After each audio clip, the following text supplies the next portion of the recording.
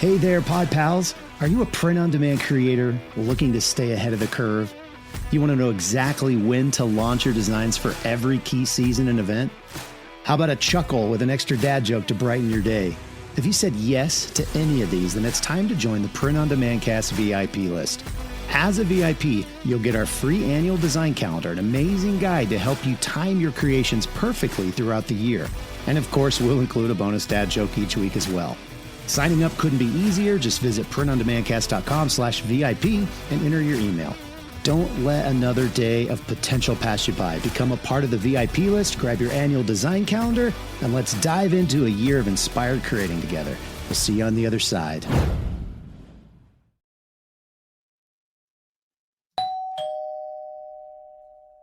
Welcome back to the Print on Demand Cast. This week, we're going to be talking to a special guest about some advanced tax strategies for your POD business. All right, you guys ready? Let's get into it.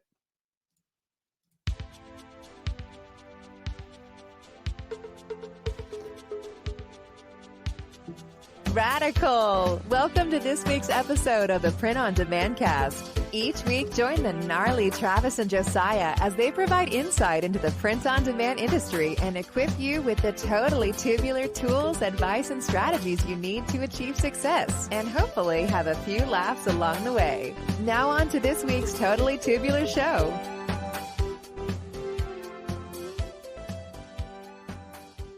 Well, hey, everybody. Welcome back to the Print on Demand Cast. As you can tell, I'm solo this week. Josiah and I couldn't make our schedules sync up.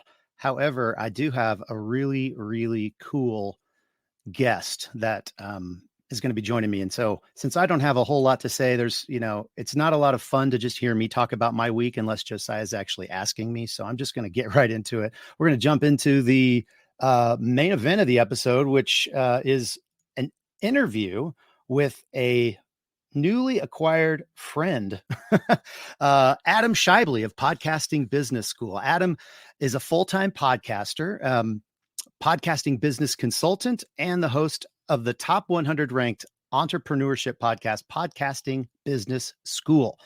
Adam helps service providers learn how to leverage their podcasts to build an online business and to get more clients. So, Print on Demand Cast, help me welcome to the stage Adam Schaeuble.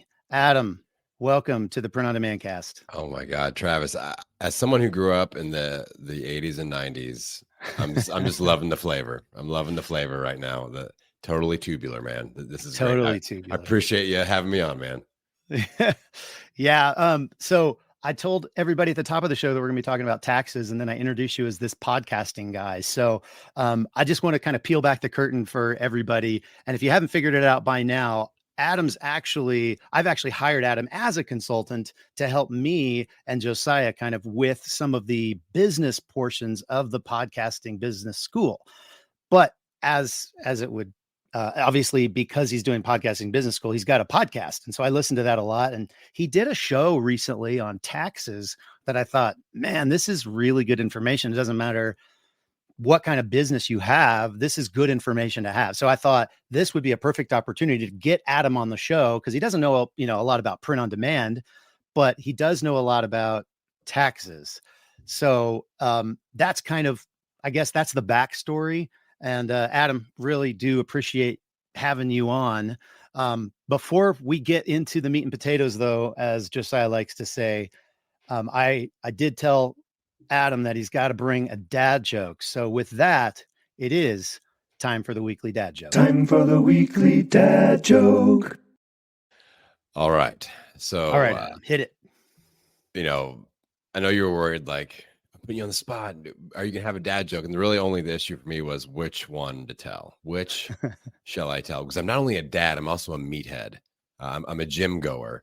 Mm-hmm. So let's combo that up a little bit. So one of my favorite meathead / dad jokes to tell is, I'll give you an example. I had a client that she was in her 70s and she served lunch at a local prison. It's like she volunteered at a local prison. This isn't part of the joke, by the way. It sounds like I'm like leading it. Not part of the joke. I'm just giving you an example of when to tell this. Okay. So her name was Sue. And I taught Sue this joke So I want you to imagine Sue, the 70-year-old lunch lady, walking into a prison and telling this joke. And it went over really well. So she walks into the prison. She's serving up lunch and she goes, "Hey guys, do you guys know any good local veterinarians?" And then you just shut up and they're like making recommendations and things like that. And then she rolls up her sleeve, flexes her arm and goes, "Thanks. I got some pretty sick pythons over here." And so 70-year-old Sue, the lunch lady in the prison, has the prisoners freaking dying laughing when she says that she needed a veterinarian because she has sick pythons. And yeah, that's a great dad joke right there. I love it. I love it, man. That's awesome. All right. Our dad joke, Print on Demand Cast dad joke this week, not as cool, not as much of a backstory. Which side of the tree has more branches? The outside.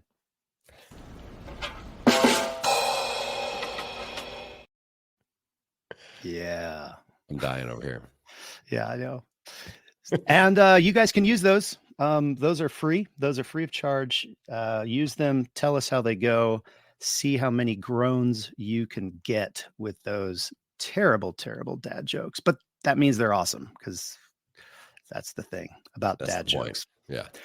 All right. So let's get into this thing. I always ask people like, what's their print on demand story? And since you're not actually in print on demand, but you are in business, and I know a lot about your some about your background. Can you just share like how you got into business and how you eventually got into podcasting and like helping people with podcasts? Yeah, man. So my entrepreneurial origin story came from a brick and mortar weight loss business. So I kind of took advantage of the 2009-ish to 2012-ish boot camp fitness craze. I was doing personal training at the time, decided to open up my own facility and did really well with it. And, my background with weight loss started my own journey. I lost over 100 pounds and started teaching other people how to do it. So it's a pretty cool little vibe in there. Helped a lot of people. And I decided to start podcasting because I wanted to expand my reach into the online space. I'm like, I really think I could develop online courses and programs and help even more people than just the people I'm helping in my facility. So in 2015, launched a weight loss show. It's called the Million Pound Mission Podcast. Pretty cool vibe in there. Just taught people what I knew. We actually had like a ticker on my website where if people listened to the show and took some advice and lost 7 pounds, they could go and donate their weight loss on my website and they would see the ticker go up because we were actually trying to produce 1 million pounds of weight loss. Wow. So that was pretty cool. It's kind of like the anti-McDonald's sign where McDonald's has the over whatever billion served. And so we were kind of competing with that. So we did that, got into podcasting. It was a rough journey up front because I didn't know any podcasters and I knew nothing about podcasting. Knew nothing about online business, knew nothing about email list building, social media. I started from zero across the board. And it took about 3 years to really learn all of it. And then I started making a little bit of money and eventually started making a lot of money to where I replaced my income, sold my gym in December of 2019. So wow, perfect timing. December of 2019. My spidey senses were tingling. This is a good time to sell before your gym is worth zero. Yeah. And sold it and did really well with that and went full-time with my podcasting business school brand. And I've been a full-time podcaster focusing on helping people learn how to podcast and get clients from their podcast since then. Yeah, I have to admit, like, having you sit backstage while I did that whole intro thing, I was just like, oh God, he's totally judging me. I'm doing a terrible job, so you don't have to tell me all the things I did wrong now. We'll wait till after. It was at least mediocre. It wasn't terrible. Thanks for that vote of confidence, Adam. Appreciate that. All right. So obviously this is a print on demand show, but it's also a business show. We talk about how to do print on demand business. And one of the things that you have to do in business, any kind of business, is you have to deal with taxes. And it's not just business taxes necessarily. And obviously it depends on how your actual business is structured. If it's a DBA, you're just, a sole proprietor doing business as, or if you've actually created an S-Corp, there's different like tax advantages to that. And I don't know how much we're going to get into now, but I do remember like listening to this. It was right before tax day. And obviously here we are like a month after tax day. So you're all like, why are you doing this now? Well, tax planning is always a good idea. And so I thought, let's have Adam on because he's really done a lot of research and his show is really good on this thing. And we can even drop a link to that show in the show notes if you guys want to listen to that. But basically, I just asked him to regurgitate it all here so you don't have to listen to his show. But so Adam, let's just go ahead and dig into that. So what are some of the current tax strategies that you're using that you think could be beneficial to some of the listeners to the Print on Demand cast? Yeah. And, of course, before we even get into that, just to restate what Travis said, like, I'm not a tax expert, right. but I am a tax nerd. And I obsess over this stuff because I was that guy first year as a personal trainer. I have no idea what I'm doing business-wise. And then, but I need to turn in and do taxes. So I find an accountant and he's like, you owe $8,000. And I was like, what are you talking about? Where is this coming from? How am I giving you this money? I used all of this money. That started my journey on, I can't spend all my money on protein shakes. I have to save some of this back and pay taxes and become strategic. So that kind of kicked me off on like, okay, how do I optimize? And just year after year, I try to pick up some strategies and ideas. But again, the conversation we're having here today, I'm not an expert. You're not an expert. We're people that are interested in this. And, this is for educational purposes only. But I think the place where I always start when I talk about, entrepreneurs and online business owners with tax strategy is with a health savings account. That's my favorite, super easy tool that I use. So with the health savings account, this is for somebody that has a high deductible health insurance plan to where like my wife's a physical therapist. We used to use her insurance and just kind of that was our insurance strategy. But eventually she's like, I want to back down on my hours. My online business is doing really well. I'm like, cool, but we're going to be below the threshold for insurance. So we had to buy our own marketplace insurance. And that's what kicked this whole thing off. And then I found out like health savings accounts are awesome because in 2024, you can contribute $8,300 to this thing. And the money that you put in $8,300, that is coming off of your income that can be taxed. So, if you're making $100,000, all of a sudden your taxable income is $100,000 minus 8,300. So, 91,700 or whatever. So now that brings down the money that we're taxed on, which is great. So it's no tax going in, but also there's no tax on the growth and there's no tax as it comes out. So this is the only vehicle where you get the tax deduction. Yeah. Growth is tax-free. And when you take it out, it's tax-free. So it's different than even like an IRA or a Roth, which they're taxed on one of those two things. Yeah, you got to pick. Exactly. Yeah. That's super cool. So I've got a very interesting strategy around this. So we've had an HSA for the last 3 years. My goal is to max it out every single year, but not spend any of it.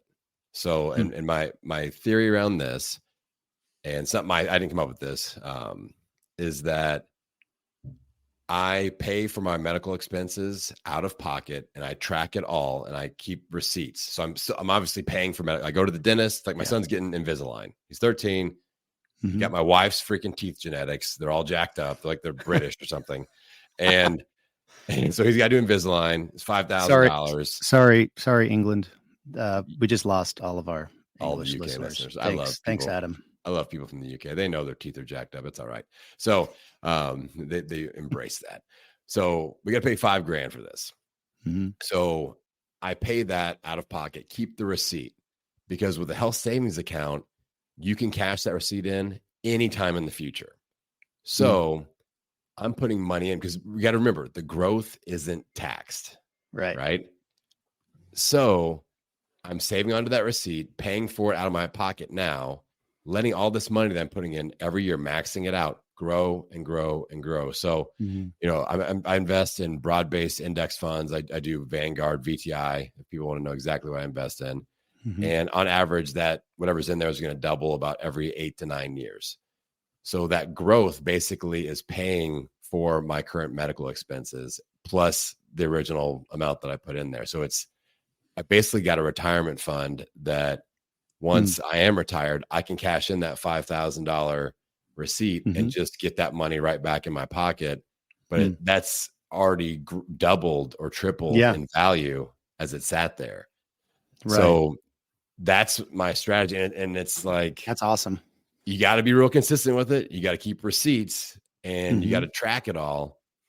But once you get that system down, like I do a new expense. All right, take a picture of it, scan it, put it in my Evernote file, good to go, pay it, and then just let her grow. So I keep a separate account, a cash-based account in like Ally, where I just keep money in there for current medical expenses. And that way, all my medical expenses are coming out of that anyway. So it's kind of organized within that as well. So are you not using your actual insurance at all because you would have to then use the HSA? Is that how it works? I'm using insurance. Like we turn in things through insurance, but if I wanted to, we could pay those bills through the HSA. So your insurance and your HSA are two separate entities. That's what I was asking. Yeah. Okay. That makes sense. Yeah. So the things come in, you run it through the insurance. So you're just paying your deductible, but you're paying your deductible out of pocket. And then so you're paying all of your deductibles every year out of pocket, plus you're contributing $8,300 to your HSA savings account, or I guess that's your health savings account. And then saving those receipts. So when you're 65 years old or whatever, you can take out $5,000 here, $10,000 here, however much medical that you've spent over that time, because you're leaving it in for it to double, to triple, however long, you leave it in there for. That's super cool. I didn't realize that it wasn't taxed on either side. That's super cool. Yeah. So the way I look at it, that's the first strategy, right? Yeah. I mean, that $5,000 Invisalign could turn into $15,000 when I let it sit there. I can pull out the original 5K just as like a paycheck and use it to buy groceries or whatever when I'm old and gray. But that extra 10,000 when it grew, that's going to fund, like when I can start using this when I am retired to pay all my medical expenses.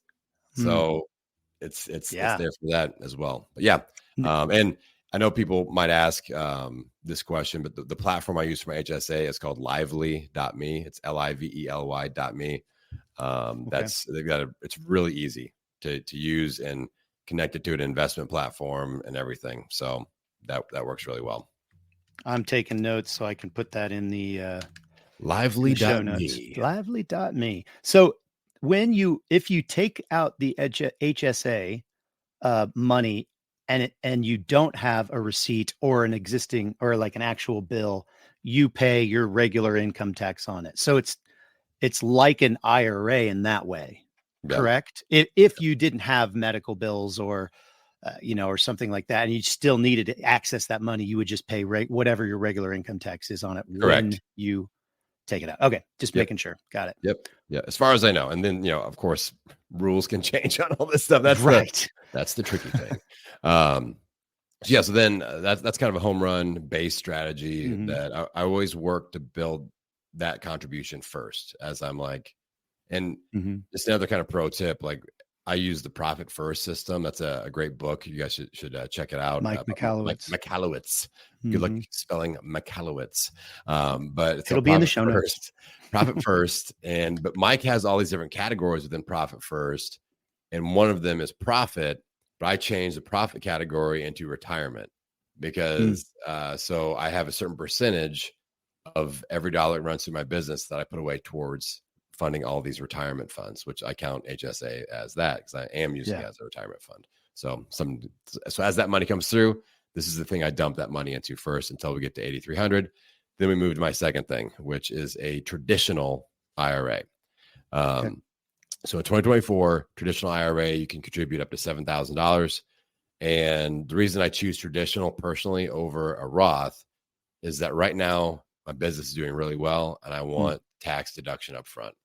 And Right. I can control my withdrawal later on, especially with things like this HSA. I can go, okay, I can withdraw from my IRA because it will be taxed upon withdrawal up Right. to the amount that it's like up past the right at the standard deduction. So for a couple, it's like 24,000, whatever. Mhm. And I'm still not going to get taxed on that. And then if I need more on top of that, I take it out of my HSA and start turning in receipts. And that's not Exactly. deducted either, or not taxed either. So that's kind of my strategy there. But the traditional IRA is a great vehicle. Now, if you have children making money, this was advice that I got. Like my son's 13, and I talked to a tax person, and they're like, you should set them up with a Roth because they aren't making enough money to get taxed up front. Right. Yeah, Like if exactly. your kid makes $5,000 mowing lawns, put that in a Roth because he won't get taxed up front, and then the growth and the It's withdrawal all won't be tax-free. taxed either. Yeah. So my kind of goal with my kids is like, let's, probably really fund a Roth as often as possible, until they're basically in college or earning enough money to be taxed. Yeah. And then switch over. So and I don't think there's anything wrong with doing a Roth if you'd rather do that, but this is just kind of me thinking strategically. It's like, it really is like, where are you at in your deductions? What is your taxable income? We have 5 kids. So for a lot of years, we've done Roths because our taxable income is so low. We're in a very low tax bracket, but if you're in a higher tax bracket, you're going to be paying now. And the idea is that when you retire, you'll be in a lower tax bracket when you have to take out that money. So get the savings now if you need them, because when you retire, you're going to be taxed on your Social Security, and that's about it, unless you take another job or whatever. And so just, take that, pay the tax when it's going to make the most sense for you, I guess, is what I'm trying to say. Exactly. And being strategic. And I mean, you're ahead of the game just by saving for retirement, period. So that's important, and having a game plan around that. But yeah, thinking about when you're going to be in a lower tax bracket, whether it's now or in heading towards retirement, that is how you kind of make that call between the Roth or the traditional. Now the third strategy is kind of my core of tax planning is the solo 401k. So a lot of people that have worked corporate jobs know what a 401k is. If you've got an LLC, an S-Corp, you can have a solo 401k. And the cool thing about a solo 401k, like other options in this space would be like a SEP, an SEP, IRA. And I don't know all the details on those, but I know that I've chosen the solo 401k because you can make contributions as the employee and the employer, which is unique. So as the employee, I can contribute up to $23,000 of this thing up front as the employee. Now, the only stipulation, and again, rules can change, is that you can't make $18,000 and contribute $23,000. You can't contribute over the amount that you are earning that year from your business.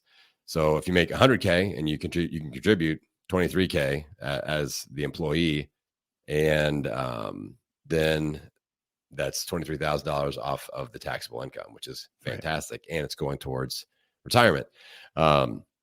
Then the employer contribution is something in the 20 to 25%. It's always kind of shifting around. Let's say 22%, maybe it's 25%. Anyway, it's in that realm. You can look it up. You can Google it. But 20-ish% of your overall taxable revenue, you can be contributed by the business as an employer contribution. So you make 100K, you can contribute around 20, 25-ish. To the employee. Yes, to the solo 401k. So the combined max total is $69,000 potentially in this. So you can really have these large contributions if you're really looking to get ahead on retirement and lower your taxable income now. this is a great strategy to do it. So that's kind of the third thing that I fill up. And I went through Vanguard on that and just kind of kept it simple. Now, just to clarify, you can't do this if your company is a DBA or if you're a sole proprietor, because you can't have an employee as a sole proprietor. You have to be an S-Corp or an LLC to have an employee that you can set this up. Is that correct? Yes, you got to be, you need to be an LLC or an S-Corp to be able to do this. Okay. Yes. Got it. Yep. That makes sense. So cool. And then that's kind of the fourth thing to think about is, where do you need to be? Should you be an S-Corp? Should you be an LLC? And you can be an LLC that files an S-Corp is a tax status designation. An LLC is like a legal entity. So they're two different things. So it's not like one or the other. Most people have an LLC and they would file as an S-Corp. But that's a conversation you need to have with your tax, planner, tax prep person, and see what makes the most sense there. But then, so there were a couple things that I talked about in the episode that you referenced that were new, that really intrigued me, that I'm already working on implementing this year. Shall we move to those, or do you want to? Yeah. Let's jump in. That sounds awesome. So I listened to this podcast called Small Business Tax Savings. Great show, Mike Jezoshek. And he's always talking about this thing called the Augusta rule. And this blew my freaking mind. This blew my mind. Super cool. So you have to have an S-Corp to do this. You cannot do this as an LLC. So something to keep in mind. But basically the Augusta rule is named after Augusta, Georgia, which is where the Masters golf tournament is at. So they came up with this rule because the Masters golf tournament is super popular. A lot of people come in and want to do like Airbnb and rent a house and just during that weekend, and they can charge a ton of money for doing this. And they were getting taxed really heavily from these like weekend or 3-day home rentals. So they came up with this rule that it's called the Augusta rule that says you can charge your business fair market value rent for up to 14 days, and you can accept payment tax-free. So basically, the rule that's not anything to do with renting it to your own business. There's a separate strategy around that, but they said you can rent your own home. It's got to be fair market value for up to 14 days, and it's tax-free. So if people wanted to visit St. Louis, where I'm at, and they wanted to rent my house, I can rent it out for up to 14 days and not have to pay any taxes on that income. The business tax hack for this is renting your house to your business, to your S-Corp for 14 days. But and again, you have to charge fair market value, and you can write that entire thing off. And that income is also tax-free. So you get the tax deduction from the expense on your business, and the income is tax-free. So let's say fair market value is $1,000 a day, and for renting your home, but you actually have to do something there. So maybe you do a corporate retreat, or you do a mastermind, or you bring some people in and you're doing a whole bunch of content filming, or social media clips, or, you host clients and do VIP days or something like that. The only stipulation is it can't involve you. If you already deduct a home office, this has to be outside of your home office. So like with me in my podcast layer, this is my home office. Anything done with this Augusta rule deal, I can't be having clients inside my home office doing that. It's got to be like in the kitchen, in the basement, in the patio. So you got to be using the house, the whole house, right? Pretty much. So yeah, there is an opportunity here. And again, it's unique because the business writes it off as an expense and the income is tax-free. So if you do this for $1,000 per day, for 14 days, you just paid yourself $14,000 tax-free, which is awesome. And that $14,000 bill came off of your taxable income for the business. Bonus. Right. Makes sense?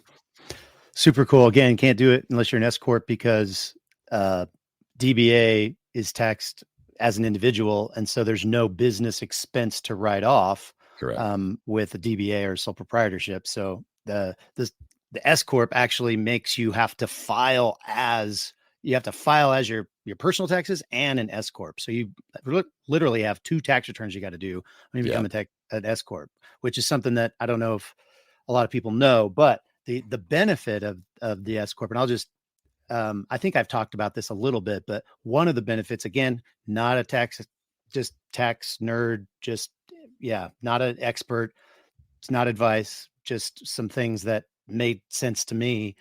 But if you get $100,000 of income, you can write off whatever, of your cost of goods and your expenses and all of that stuff. And then whatever is left over in your business, you have to pay your regular income tax on that. If you are an S-Corp, you will pay yourself a salary. So maybe if you had $60,000 worth of income, you only pay yourself 25,000 or 20 or 30 or whatever's, a reasonable salary for running that business.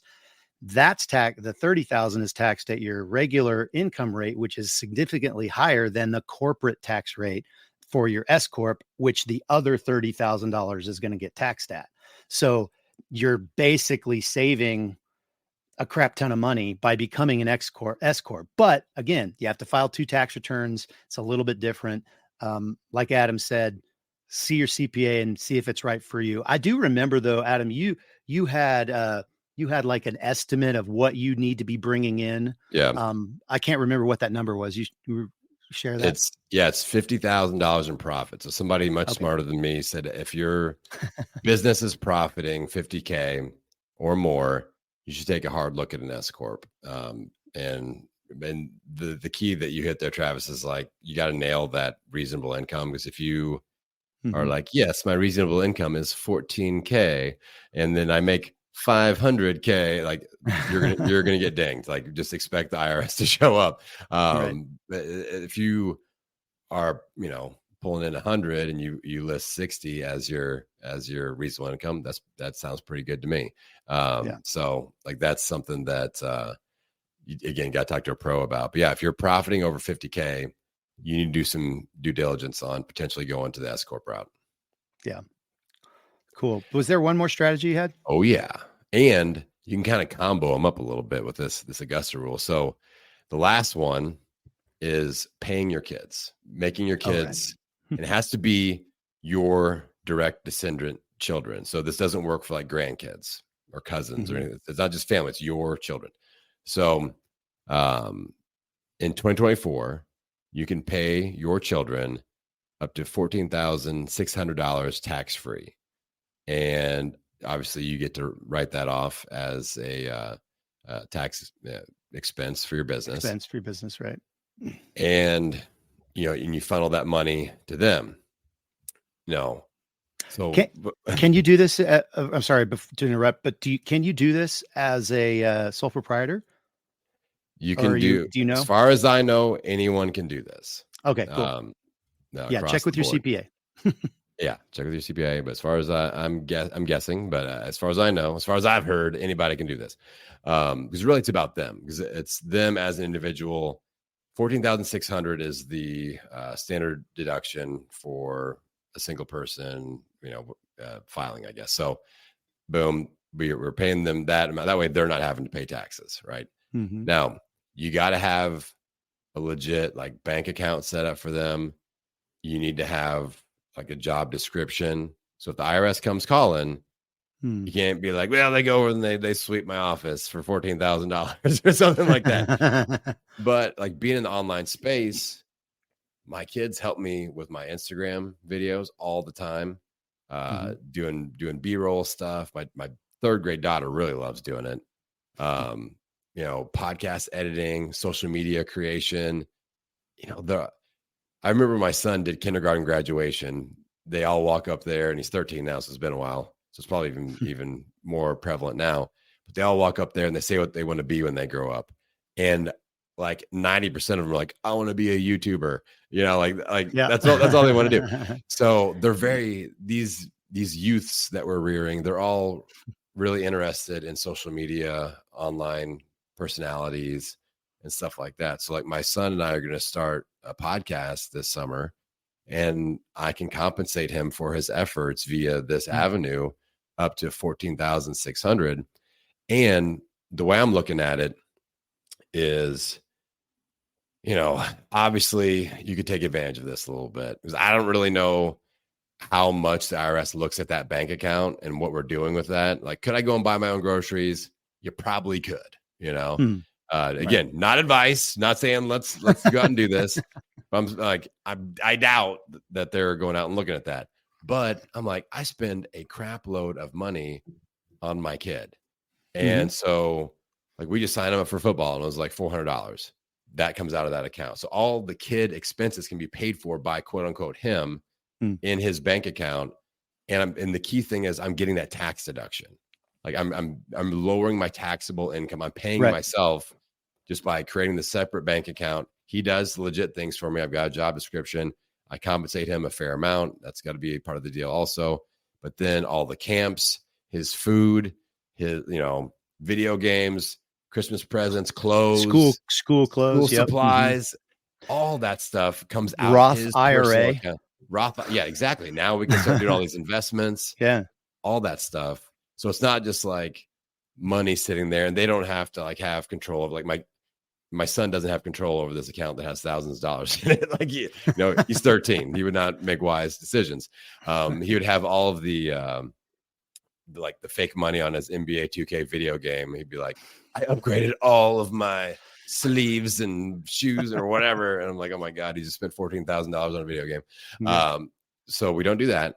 But, this is something that is legit. Now, when you have, there is one little stipulation to look at with S-Corp versus LLC.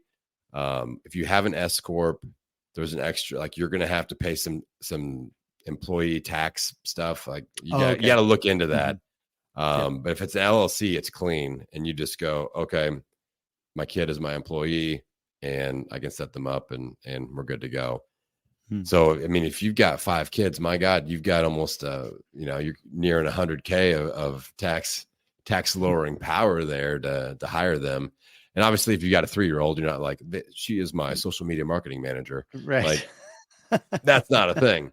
But the tips that were given to me: have a legit job description, have them do actual things, just be ready if the IRS comes calling, and pay them a reasonable, comparable salary or income to where, like, if you were doing this, or if you were hiring somebody or a VA or something, what would you be paying them per hour? How many hours are they working? What are they doing? And then, have proof. So if they're helping you create social media videos or whatever, like, you got to be able to reference that. There's the proof right there. You can just show them online. Yeah. Wow. That's super cool. Yeah. So those are kind of that's the collection of my favorites of tax planning. Yeah. I guess that would be one final tip is you all need to understand the difference between tax prep and tax planning. So tax prep is an accountant. Like, that's the person that you take your manila folder to, and they file your taxes for you. They prep your taxes. H&R Block. Yes. A lot of those people, most are not tax planners, tax strategists. They aren't thinking, how do I save this person the maximum amount of money? Like my accountant didn't know the difference between a SEP IRA and a solo 401k. I had to explain it to him, which I wasn't thrilled about, but it is what it is. I'm like, hey, no, this is, because he was trying to say I couldn't contribute 20 whatever thousand because a SEP is different. I go, no, this is a solo. It's different. I made more money than this amount. I can do this. And he had to go look it up. And he said, okay, you're right. Wow. I guess that's just an example too, just understanding basics of taxes and some of this stuff can save you a ton of money instead of blindly trusting that tax prep person who's got a stack of who knows how many manila folders and they're rifling through that as fast as they can. Errors will be made. I think out of the last 7 years, I've had 2 years that I haven't caught an error from my guy. And I mean, one of them was like thousands of dollars. He forgot to add in my quarterly payments. He filed my taxes as if I made 0 quarterly payments. Oh, wow. Which I was like, how in the world do I owe this much money? How do I owe this much money? I'm freaking out. And then we're digging through it. And he goes, did you do your quarterly payments? I'm like, yes, Jeff, I always do that. So anyway, but that's a tax prep. A tax planner is somebody that's going to think strategically and go, okay, yeah, you need to do a Roth instead of a traditional, or vice versa, or a solo 401k versus a SEP. Are we doing the Augusta rule? Like really looking at how do we lower our taxable income as much as legally possible. Yeah, man, that's some awesome advice. And I mean, when I heard you, you said, hey, I'm a tax nerd. I really love this podcast, blah, blah, blah. I was like, yeah, I feel you, bro. I'm kind of the same way. I geek out on some of that stuff. So it's always fun for me to talk about this stuff. I wonder how many people have fallen off the episode already because they just can't handle numbers and taxes and all that stuff, but hey, that's their problem. So Forget them. This is good information. Adam, so tell the people where they can contact you. I mean, obviously you're not necessarily in print on demand, but I don't know, maybe somebody wants to start a podcast. I don't know, just kind of give them the rundown of what you do and all the things. Yeah. So I appreciate you all that did stick with it here today. My main hub is just the website, podcastingbusiness.school. My podcast is Podcasting Business School. If you search Podcasting Business School or even just podcasting tips anywhere, that'll pop up. And Instagram is at Podcasting Business School. And I actually I have dabbled a bit in the print on demand t-shirt business. So I make these shirts that say your mom subscribes to my podcast, and you can find those at yourmomsubscribes.com. Legit. That's actually the URL that I own, yourmomsubscribes.com. And I do quite well with those at the podcast events. So if you're a podcaster, that's hilarious. Go grab it and tell your mom thanks. Yeah. You also have one of our shirts. I brought you. The Podcasting Professionals, Guns N' Roses parody. Dude, I told you, I spoke at an event in Cleveland last week, and everybody loved it. They're like, GNR, and instantly recognized the logo, and they thought it was a content creator expo. So that's perfect. Yeah. Your podcast professional shirt is a huge hit. That's awesome. All right. Well, Adam, thanks so much again for being on the show. And I really do think this is really valuable information, guys. You might want to re-listen. You might want to take some notes. I'll put as much as I can remember in the show notes for y'all, links and such. But yeah, thanks a lot for sharing all this stuff, Adam. Really appreciate you. Yeah. Thanks for having me on. Thanks to all the POD listeners out there. I appreciate you tuning in and supporting the show. All right. Well, that's it for the Print on Demand cast. Until next time, we'll see ya. Hey, babe. Thanks for listening to this week's episode of the Print on Demand cast. We hope you enjoyed the Totally Tubular show. If you got a question or a suggestion for the show, send Travis and Josiah an email at info@printondemandcast.com. Want to be wicked nice? Take a minute to rate and review the show on iTunes or wherever you get your podcasts. And don't forget to subscribe now so you don't miss next week's episode. See you next time, for sure.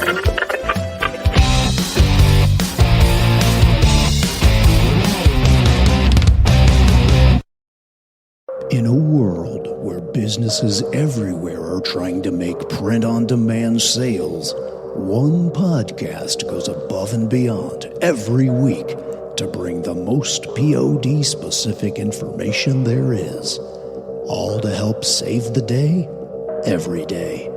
Don't succumb to the enemies of your print-on-demand business. Sign up today for the Print on Demand Cast VIP email at printondemandcast.com/VIP. This time, it's for real.